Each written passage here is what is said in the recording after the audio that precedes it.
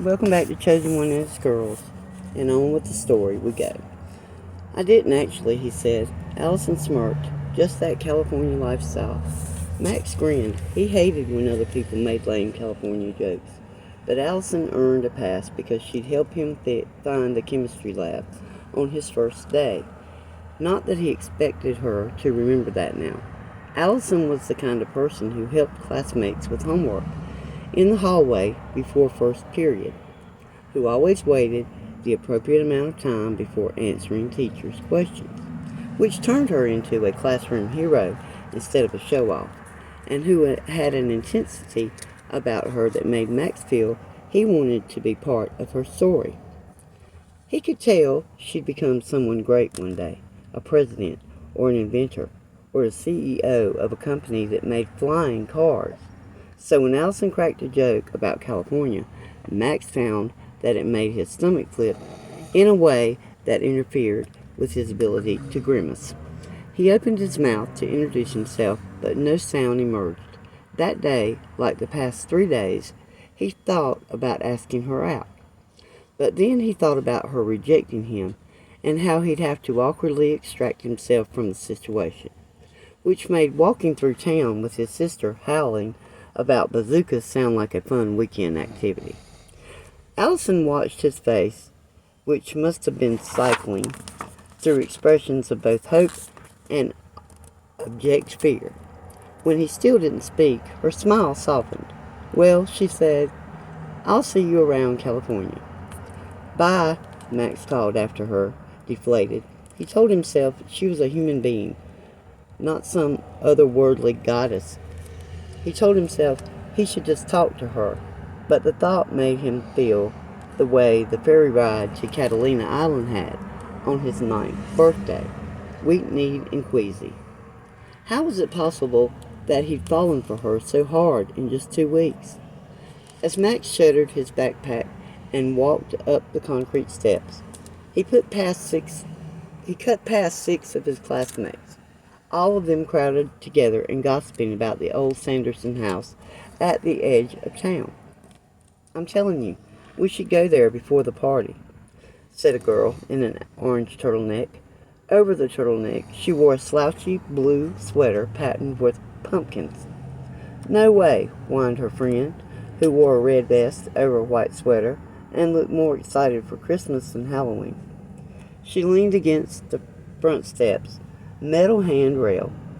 "I'm not going anywhere near that house. It's creepy." Max had to agree with the second girl. He'd seen the Sanderson house the previous weekend on a ride, and its rotting walls and sagging windows seemed to peer out of the woods as he cruised past. He'd also noticed the closed indefinitely signs tagged along the wrought iron fence that separated the Sanderson house and much of Salem Wood from the actual town of Salem. A boy wore a brown sweater over a white shirt, threw an arm around the shoulders of the girl in the red vest. "I'll just have to hold you closer, Tess," he teased, grinning. Tess beamed up at him. "My hero," she sighed, and then snorted as her head settled on the boy's chest. Their symmetrical circle of friends laughingly along with her.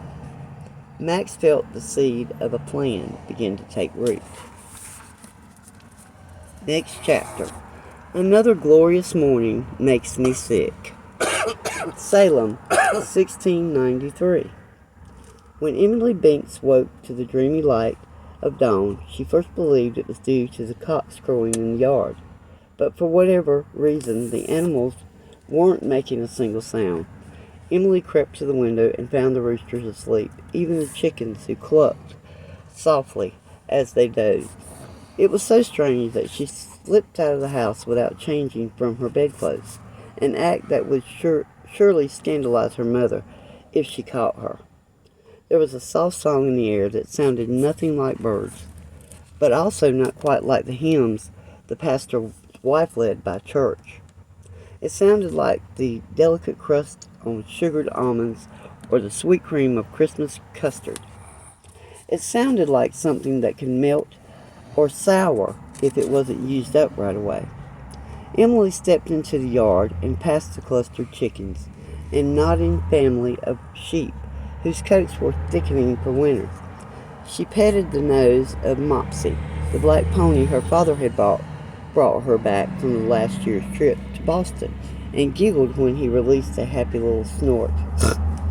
She passed the milliner's house and the butcher's, but her curtains were drawn and their houses stood silent. A downy rabbit was napping in the yard of the town's best baker, as if it had settled down to sleep in the open, unafraid of hungry foxes or rowdy boys with sticks. Elizabeth, the baker herself, was awake though. There was a smell of boiling fruit and sugar, and Emily spotted her through the shutters of her kitchen window humming to herself. Elizabeth lived in a small cottage on the edge of town, with her husband and daughter, though they were scarcely seen since the witch trials had begun in Salem. Those who did see her when she dropped off baked goods remarked on her simple beauty. She was a tall woman in her early 20s with dark curly hair, and she wore her pale yellow cloak in almost any weather. A little girl around Emily's age peered her head just above the sill. The girl had clear chestnut eyes and a chipper smile, and she gave Emily a friendly wave. "Isma, get away from the window," came a man's voice from within the house, hushed and urgent. The little girl ducked away. Elizabeth stepped up to the window and locked eyes with Emily. "What brings you outside so early this morning, Miss Emily?" Elizabeth inquired, pushing the window open to better see the girl. "And how on earth did your mother let you outside without shoes, my dear?" Emily giggled. "Hee hee, the whole world seems to be asleep." "John Baker's ale must have been strong last night," said Elizabeth. She held up the apple she was slicing. "I'll have pie later, but you won't be allowed in until you've changed." Emily nodded somberly. "I'm going to find the music first," she said. Elizabeth's demeanor turned suddenly grave. "Don't follow it," she warned. "But it's prettier than any tune I've ever heard before, Miss," said Emily. "Beautiful things have a way of obstructing danger, my girl." "Don't." She stopped short as the smell of burning fruit filled the air, and the sound of clumsy gurgling reached her ears. She hastened to remove the delicate preserve from the stove, but when she returned to the window a moment later, Emily was already gone. Salem, 1993. Max wasn't sure why everyone peeling into U.S. history at the end of the day had grins on their faces. The classroom looked as if it had for the past weeks, with orange construction paper tacked to the pushpin boards that flanked the chalkboard at the front of the room. On one side was a silhouette of a frightened black cat, on the other a silhouette of a witch on her broom. Above the chalkboard, Miss Olin had replaced the framed portraits of her 4 favorite presidents with pen and ink drawings of 4 people involved in the Salem witch trials. Miss Olin herself sat at her desk while the class filled in, scribbling notes to herself among an array of miniature pumpkins. There was a creepy little witch doll popped up at the front of the edge of her desk. It was dressed in a black and white pilgrim's costume and a pointed hat with an orange ribbon for decoration, exactly like the one Miss Owen herself wore that day. Max took his seat in the 3rd row beside the girl in the red vest, and just a few desks away from Allison Watts. After the bell rang, Miss Owen explained, for his benefit, he supposed, that Salem tradition dictated that on All Hallows Eve, each class history teacher recounted the town's most popular Halloween story, one that had real witches and bubbling cauldrons and unbreakable spells. The way she said it made Max realize she was trying to express what a great honor this was for her, but he found himself concentrating on not rolling his eyes. But when Miss Olin began to tell a story about the Sanderson sisters who had lured a girl into the woods and killed her, then turned her brother into a cat, Max knew there was someone smiling down on him. All he had to do was provoke Allison into an argument which would give him an excuse to apologize and invite her to check out the Sanderson house. It wouldn't be hard. There may have been only this second Friday at Jacob Bailey High, but he knew Allison couldn't stand it when people fibbed their way through a class discussion. He learned that the hard way when he tried to impress her on Tuesday by swaggering through a devil's advocate position about states' rights, something he knew next to nothing about. He found that while Allison might be willing to help people with homework before class, she didn't find it charming if she thought you were making a mockery of something she cared about. She'd taken no prisoners, and he'd gone straight home to actually read the chapter about the Continental Congress. But now he would use one of his new talents, specifically being publicly humiliated by Allison Watts, to his advantage. "And so," said Miss Olin, the very tip of her witch's hat bobbing as she spoke, the Sanderson sisters were hanging by the Salem townsfolk. "Now, there are those who say that on Halloween night, a black cat still guards the old Sanderson house, warning off anyone who might make the witches come back to life."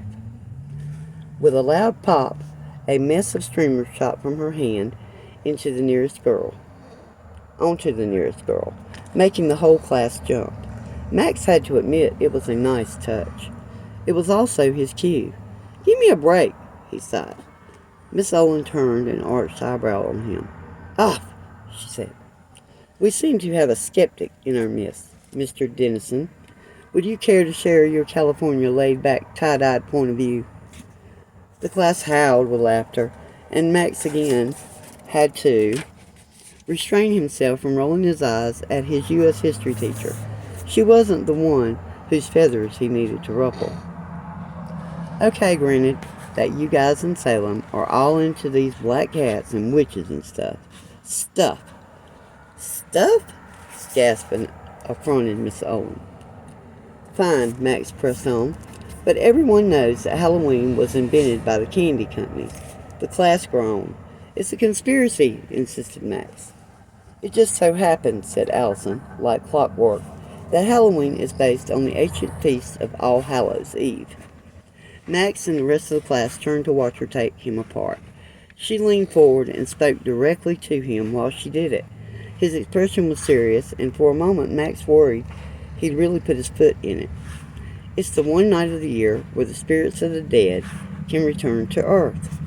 The class cheered, and Allison smiled and accepted a high five from the pumpkin-sweatered girl, who sat behind Max. At least she wasn't actually that upset, he reasoned. Having the whole class turn against him was a little embarrassing. But ultimately, Max didn't care that they were celebrating his humiliation. He was already tearing a sheet of paper from the notebook and scribbling down his name. He'd paid Danny her weight in gummy pizzas to keep her away from his call. He got up from his desk. "Well," he said, crossing the narrow aisle, "in case Jimi Hendrix shows up tonight, here's my number." He handed Allison the folded sheet of paper. The class whooped. Allison raised her eyebrows at him, but didn't answer. Max's heart slammed against his ribcage, a rubber ball trying to escape this risk-taking madman. The bell rang and the class swirled out, Allison with them. Max scrambled to pack up his books and catch her before he lost his courage. Maybe if she gave him a chance, he'd actually make friends in Salem, and then Jack wouldn't have to lend Max his spare bunk after all. Okay, guys, we're going to stop here, and we'll take up tomorrow where we left off, at Salem, 1693. Hope you guys are enjoying the story, and I'm going to start doing this on a regular basis. We should finish this one up on or about Halloween. Y'all like, share, and subscribe to Mama Sparling. We're going to be doing a lot of fun things. Coming up next, I've taken you on a little shopping trip with me to some thrift stores up in Utah. So you guys will be looking forward to seeing that next. Have a wonderful, wonderful, wonderful day.